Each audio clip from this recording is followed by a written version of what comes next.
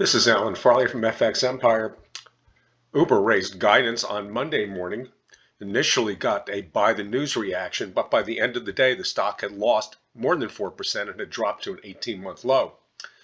Taking a look back, the stock came public right around 42 here in 2019, sold off to the mid-teens during the pandemic decline, returned to this high, this prior high right here in November 2020, and broke out, coming up to an all-time high in the 60s in February 2021.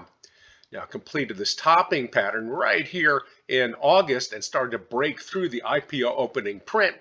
It waddled around for a while, crisscrossing this opening print over and over again, which is also the 50-day and the 200-day moving averages. Now it's starting to extend lower, showing that we have a resistance right here at this level, plus we have resistance at the 50 and 200-day. So there's a lot of resistance in the 30s and 40s on this stock. As you can see, on balance volume has dropped back to the same level of shareholders as May 2020, when it was trading just about the same price as it is now in the upper 20s. So the price is probably fitting given the amount of distribution that the stock's taken in the past. Let's see, where did it stop here? Right about February. For the last year, it's been investors have been walking away.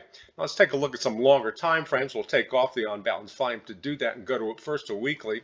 As you can see on a weekly, the stock is attempting to break into a new buy cycle. Now this buy cycle right here, it's sort of flipped up a little bit, started to show itself, and the buy cycle just failed. That's a sign of extreme weakness. That's not good.